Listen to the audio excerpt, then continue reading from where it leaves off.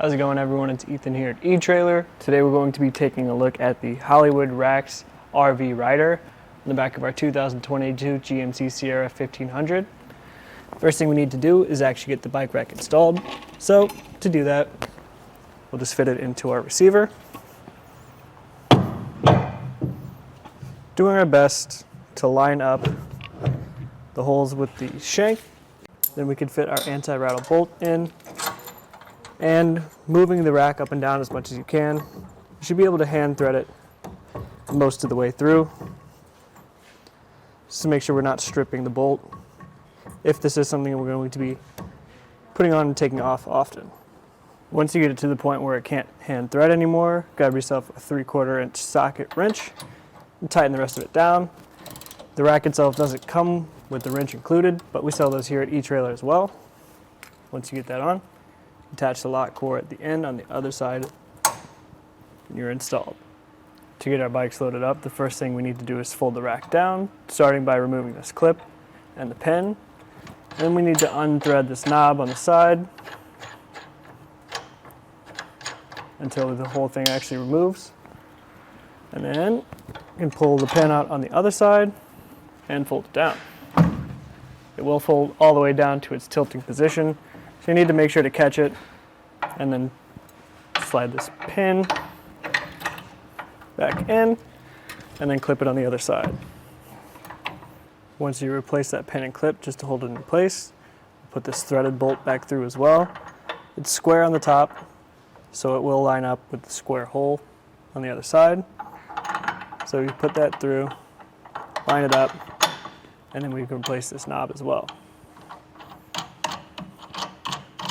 Before we get our bike loaded up, we need to get this center mast raised up. So start by unthreading that knob, and then eventually you'll be able to pull this bolt out as well. It can definitely be a little difficult. Once you have that out, we can lift the mast up and then replace it on the bottom here. Just the same process, but in reverse. Wiggling the mast back and forth as you need to fit this bolt through until it's flush, and then we can replace this threaded knob on the other end. Now that we have our center mast up, we just want to make sure that these rotating clamps are out of the way of the bike that we're actually going to be loading up. We'll undo these straps to make sure that these wheel hoops are ready to accommodate our bike, and then we can go ahead and get it loaded up. We have an e-bike here, just to give you an example of how loading up a heavier bike might go for you.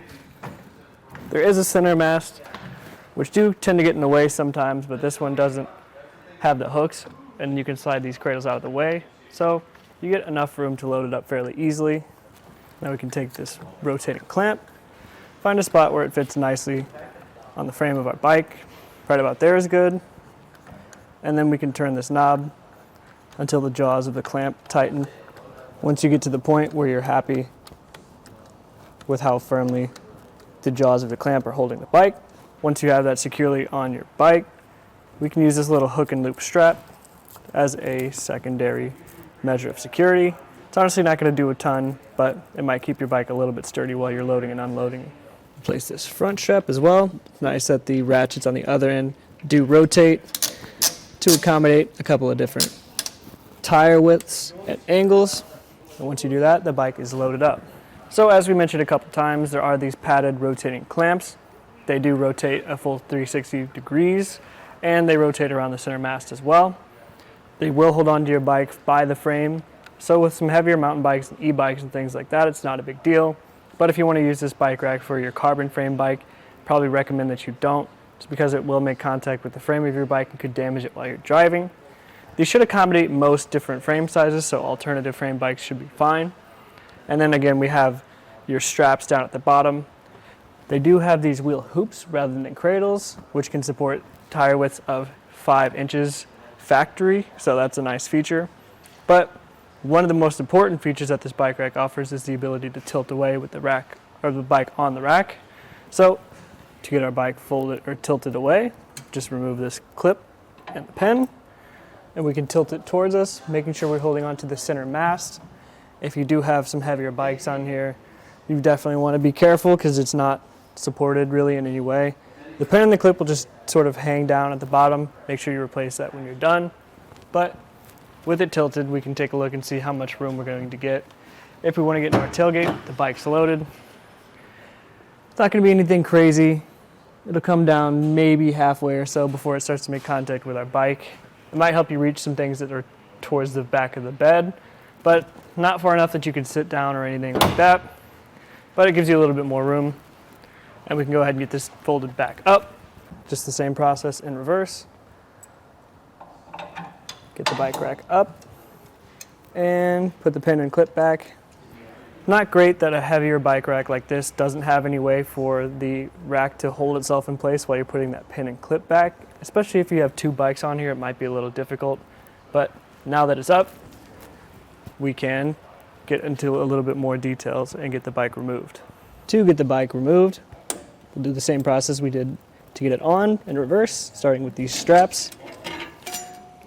Pull those through, starting with the front. Then we can do the one in the back, just pressing the release, pulling the ratcheted straps through. And this part can be a little bit tricky, especially with some heavier bikes. Find somewhere to support the bike while you're doing it.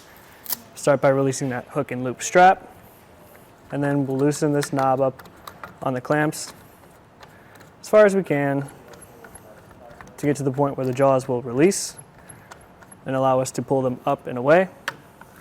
And then we can get our bike up and out. Again, with the center mast, you might have to do some maneuvering, but ultimately you can get your bike off and away. As I replace this strap, just want to talk about a couple of things. So as I mentioned before, they do use these wheel hoops instead of cradles, which accommodates most of your sizes of bikes, from fat tire bikes to your road riders. Additionally, these hoops do have the ability to slide up and down the length of the rack, which allows you to get two bikes on without making contact to the frames of one another, additionally supporting a wheelbase of up to 60 inches. But now we can get our mast down and grab some measurements. Starting again just by unthreading this knob until we get to the point where we can slide this bolt out. Tilt the mast down. Cradles might get in the way a little bit. It's fine, you can just adjust them up and out of the way until it gets to the point where you're happy with how it fits down there. This one's being a little bit stubborn. We'll just rotate it. And we can replace our threaded bolt. Might have to lift up and down on the mast a little bit until it gets to the point where it slides through, and then we can rethread. In the event that you want to get into your tailgate with the bikes off with the rack in this folded down position, you should be able to get most access out of your tailgate. If I were to let it go all the way, it would still make contact with the rack itself, so you still again can't sit on the tailgate, but you should be able to get it down most of the way to get most of the things out of the back of your bed if you wanted to. But with it folded down like this, we'll just grab a measurement real quick to see how much distance it's adding to the back of your vehicle. So from the bumper to the furthest point back, about 28.25 inches. So not terrible considering, but it will add a little bit to the back of your vehicle. As far as ground clearance goes, it's basically just going to be the distance, or the distance from the ground that your shank and your receiver are, because there's not really a rise at all. So that's about 17 inches from the ground. It's a taller vehicle, so that's not something I'm going to be worried about, but we can get this folded up and see how much that's going to add to the back of your vehicle in that position. To get it folded up, we'll start again by loosening this hand threaded knob, and then we'll release this bolt as well, fold it up, and then replace it by doing the same thing in reverse, feeding the bolt through, and then threading the knob back on. And once we have it folded up, we can grab that new measurement just to see how much space we're saving now at that point. So from the bumper to the back end, it's about 14.25 inches. So that does save quite a bit of space. From the bumper to the closest point while it's folded up, it's probably going to be this center mast. Comes in at about 5 inches, or yeah, probably that mast. These don't sit quite as far, so it does give you a little bit of room from the back of your vehicle Doesn't move forward and back a whole bunch, so it's not something that I would be worried about. In this folded up position, you can see that it will cover a good amount of your license plate, but there's definitely windows to see that from side to side. It won't really cover up your taillights much at all, and we found with the Sierra, the dual backup cameras is pretty effective to see over most things, so unless it goes up past your tailgate, you should be mostly fine to see anything over that. Coming down to the shank, it is a 2-inch shank that does fit into our 2-inch receiver tube, held in place by this anti-rattle bolt with the lock core on the end of the pin. That is going to be keyed alike to these locks on the clamps themselves. Overall, I think the Hollywood Racks RV Rider is a really solidly built bike rack.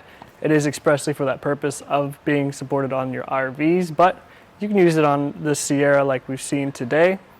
If you want something that has a little bit better accessibility, like for unloading and loading your heavier bikes, we do have the Yakima on-ramp, which is just going to offer a built-in ramp on the actual rack itself to help you unload and load some of those bikes. But overall, the Hollywood Racks RV Rider is well built. It will support up to 80 pounds per bike, and I think it's a solid fit on our 2022 GMC Sierra 1500.